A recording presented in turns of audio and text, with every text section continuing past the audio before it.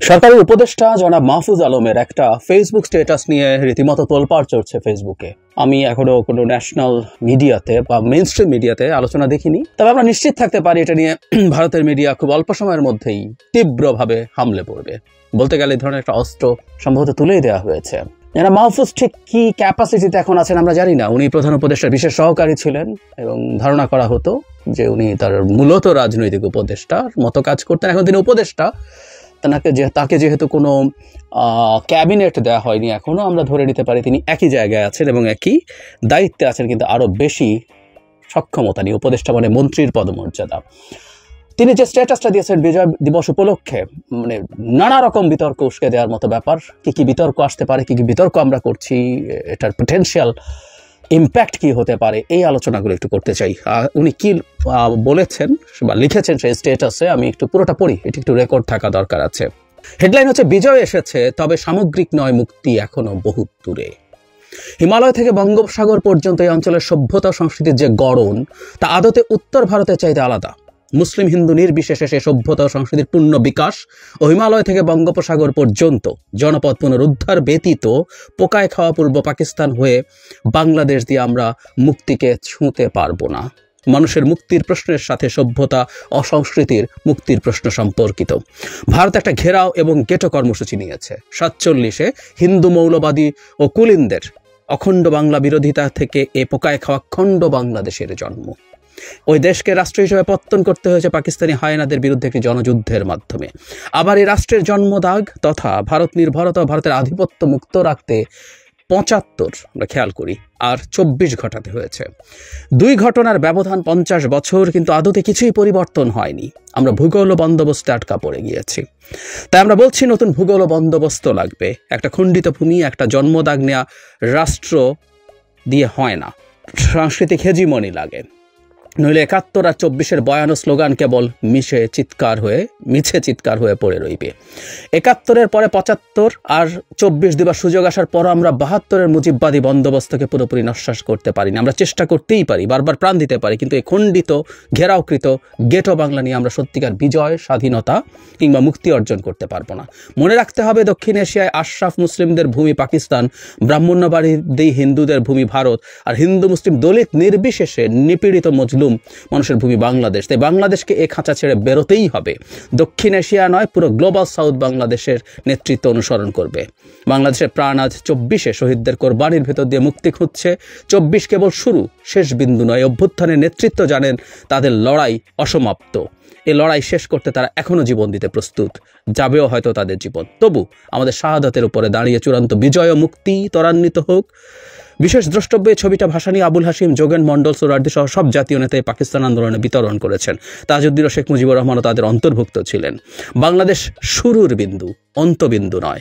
47 হয়ে 71 থেকে 24-এ শেষ নয়, ইতিহাস এখনো অপেক্ষমান। দেখতেই পাচ্ছেন এখানে একটা ম্যাপ দেওয়া হয়েছে, যেখানে ভারতের 7 সিস্টার্স রাজ্যগুলো এবং অনিবার্যভাবে পশ্চিমবঙ্গের একটা বড় অংশ ইনক্লুডেড। এখন যে ডিবেট বা আলাপ হচ্ছে সেটা হচ্ছে এই, খুব স্পষ্ট, উনি কোনো রাগঢাক করেননি, উনি খুব স্পষ্টভাবেই লিখে দিয়েছেন যে ভারতের আধিপত্য থেকে, মানে উত্তর ভারতের যে ভূমি, রাদার এই অঞ্চলটা আলাদা এবং এটা অসম্পূর্ণ খণ্ডিত একটা জায়গা, এটা পূর্ণাঙ্গ করতে হবে। কথার মধ্যে কোনো রাগঢাক নেই যে বাংলাদেশের যে ভূমি এবং ভূগোলকেও পরিবর্তন করতে হবে, বন্দোবস্ত লাগবে। যারা শুনেছেন তারা খুব ক্লিয়ারলি বুঝতে পারছেন তিনি বাংলাদেশের যে অবস্থা আছে সেটা না বৃহত্তর বাংলা বলে এক ধরনের আলোচনা একটা দীর্ঘ সময় ধরে ছিল। উনি রেফারেন্সও দিয়েছেন, উনি এই মানচিত্রটা ব্যবহার করেছেন অন্যদের কথা বলে, হুইচ ইজ রাইট, কিন্তু তিনি সেটা ব্যবহার করেছেন তার যে কনটেক্সট বক্তব্যের, সেই কনটেক্সটের সাথে এটা খুব বেশি যায় এবং ভারতের বেশ কিছু ভূমি বাংলাদেশ নতুন একটা ভূগোল তৈরি করবে সেরকম একটা কথা আছে। 75-এর কথা উল্লেখ করছেন মুক্তির, আমাদের এই 24-এর সাথে ভারতীয় আধিপত্যবাদ রোধ করার ক্ষেত্রে। সো অনেকগুলো বিতর্ক উস্কে দেওয়ার মতো বিষয় আছে। সবচেয়ে জরুরি কথাটা হচ্ছে এই যে আমরা কোনো স্বাধীন সার্বভৌম রাষ্ট্রের ভূমিকে আমাদের অংশ হিসেবে দেখাতে পারি কিনা এবং আমরা প্রকাশ্যে ঘোষণা দিতে পারি কিনা যে আমরা এটা করতে যাচ্ছি। এটা নিয়ে সবচেয়ে বেশি ডিবেট হচ্ছে। আমরা সম্ভবত এটা জানি যে আমরা কোনো দেশের সার্বভৌমত্বকে অস্বীকার করা, যুদ্ধ পরিস্থিতি তৈরির মতো একটা বিষয়, এটা মোটামুটি স্বীকৃত ব্যাপার। সো আমরা আমাদের একটা মানচিত্র দেখাচ্ছি যেটা ভারতের বিশাল একটা অংশ ভিন্নভাবে দেখানো হয়েছে। এখানে একটা কথা জরুরি যে পরাশক্তিগুলোর মধ্যে এই ধরনের চর্চা আছে, যেমন চায়না তার ম্যাপে অরুণাচল প্রদেশকে তার অংশ হিসেবে বহুবার দেখিয়েছে। এটা ভারত তীব্র প্রতিক্রিয়া দেখিয়েছে, কিন্তু এটা রাষ্ট্রীয়ভাবে হয়েছে। বাংলাদেশ রাষ্ট্রীয়ভাবে করেছে আমরা এটা বলবো না। একজন উপদেষ্টা যিনি সরকারের অংশ তো বটেই, এবং ধারণা করা হয় তিনি অত্যন্ত প্রভাবশালী একজন মানুষ, তিনি এটা দিয়েছেন, দিয়ে সরিয়ে ফেলেছেন। সুতরাং তিনি যে এটাকে ওনও করেছেন দীর্ঘ সময়, উনি ওন করছেন না তা বলছি না, উনি এটা ধারণা করছেন বা বুঝতে পারছেন বা উনি চাপের মুখে পড়েছেন যে এটা দেওয়া ঠিক হয়নি, কারণ এটার মধ্যে প্রচুর সমালোচনা তৈরি হচ্ছে, উনি সরিয়েও ফেলেছেন। কিন্তু তারপরও সরকারের একজনের পক্ষ থেকে এরকম দেয়া কতগুলো বাজে বিতর্ক তৈরি করবে। আমরা খেয়াল করেছি অনেকেই যে জনাব মাহফুজ সম্পর্কে খুব বাজে একটা প্রচারণা ভারতে আছে, সেটা হলো তিনি হিজবুত তাহরিরের সদস্য। আমি ভিনা সিকরিকে রিপিটেডলি এই কথা এবারকার এই ইসকন ইস্যুতে, চিন্ময় ইস্যুতে যখন প্রচুর আলোচনা হচ্ছে, আমি একদম ক্লিয়ারলি দেখেছি যে ডক্টর ইউনূসের সরকার স্রেফ ফান্ডামেন্টালিস্টদেরকে দিয়ে তৈরি, এর মধ্যে একটা গুরুত্বপূর্ণ উদাহরণ হিসেবে যারা মাহফুজকে বলা হচ্ছে। তো এখন সেই মাহফুজ এবার ভারতের স্টেটের ইন্টিগ্রিটি নিয়ে প্রশ্ন তুলেছেন উনি, একদম রাগঢাক করা ছাড়াই তুলেছেন। এখন কথাটা হচ্ছে এই আলাপগুলো কি আমাদের সমাজে একেবারে নেই? উত্তর হচ্ছে আছে। এই আলাপগুলো আড্ডায় অনেকেই করেন, অনেকেই বলেন, অনেক রকম আলোচনা আসে, অনেক কিছুই আসে। আমাদের সেই 47 দেশ বিভাগের নানা ডিসপিউট আসে, সেটার ভিত্তিতে দেশ কেমন হওয়া উচিত সেটা আসে, নানান আলোচনা এগুলো করে মানুষ। এটা সারা পৃথিবীতে, যে ভারতও হয়তো তার যে অখণ্ড ভারতের খ্বাব দেখে, যতটুকু রাষ্ট্রীয়ভাবে দেখা যায়, ব্যক্তিগত পর্যায়ে তারা অনেক বেশি করে। এমনকি যখন অখণ্ড ভারত নিয়ে তীব্র সমালোচনা তৈরি হয়েছিল, তখন কিন্তু তারা ক্ল্যারিফাই করেছিল এটা বলে যে এটা সম্রাট অশোকের সময়ের ভারতের মানচিত্র। মানে তারা সেটাও রাষ্ট্রীয়ভাবে কিন্তু ওন করেনি, সেটা তারা টাঙিয়েছে, ঐতিহ্য হিসাবে টাঙিয়েছে বলে তারা এটাকে পোট্রে করার চেষ্টা করা হয়েছে। যদিও আমরা জানি যে তাদের যে সাংস্কৃতিক আদর্শিক সংগঠন আরএসএস প্রকাশ্যে অখণ্ড ভারতের কথা বলে, কিন্তু ওই যে বললাম সরকারও কিন্তু এটাকে ওন করে না।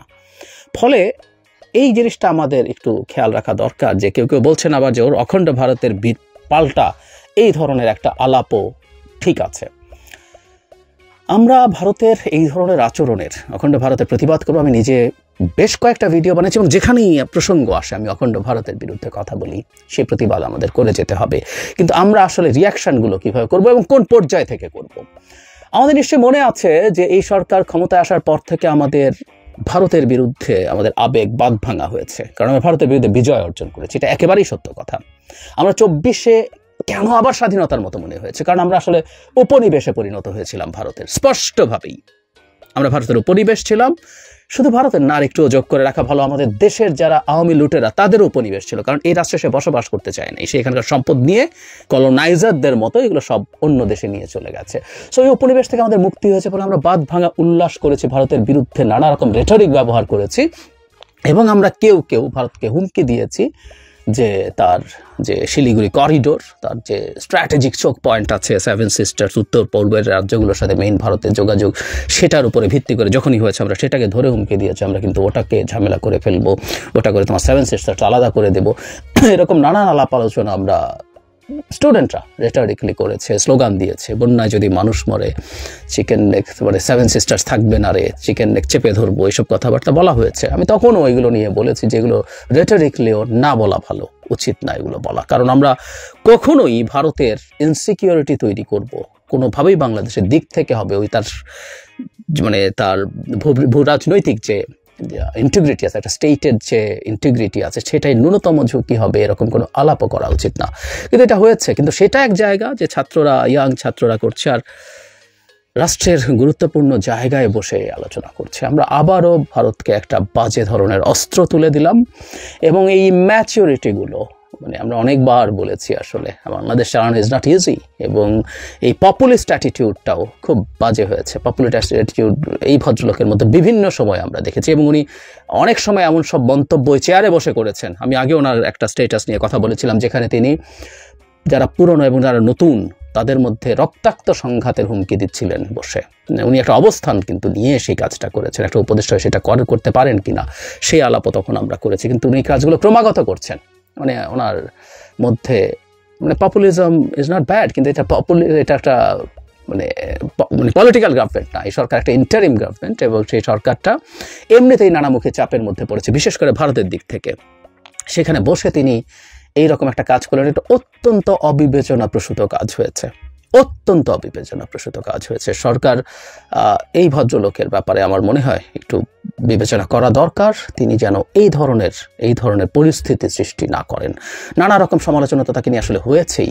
উনি সরকারের অংশ হয়ে উনি একটা সংস্কার কমিশনের সদস্য হয়েছিলেন, সংবিধান সংস্কার কমিশন, এরকম নানান ডিবেট কিন্তু গোড়া থেকেই তাকে নিয়ে এসছে, এবং নানান রকম কথাবার্তা তাকে নিয়ে প্রচলিত আছে, হোয়াট এভার ইট ইজ, যেগুলো হোক না কেন। এবং আমরা বলবো যে আমাদের প্রধান উপদেষ্টাও ওনাকে নিয়ে প্রথম তার দিক থেকে একটা মেজর ভুল হয়েছিল, তাকে brain behind the meticulously plan movement বলেছিলেন।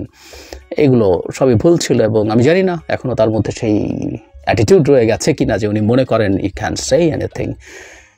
খুব ভুল হচ্ছে। আমি ভারতের সাথে বাংলাদেশের উত্তেজনা রাষ্ট্রীয় বা সরকার পর্যায়ে ডিএসকালেট করা দরকার। এটা হয় এখন আমাদের এই আলাপগুলো এত নাই যদি করি, সেটা হচ্ছে পলিটিক্যালি কেউ এই রেটরিকগুলো মাঠে রাখানোর চেষ্টা বা মাঠে রাখতে চাইতে পারেন, সেটা কোথায় কিভাবে কোন জায়গা থেকে বলা হবে সেই আলাপগুলো হতে পারে, সেই আলাপগুলো হোক।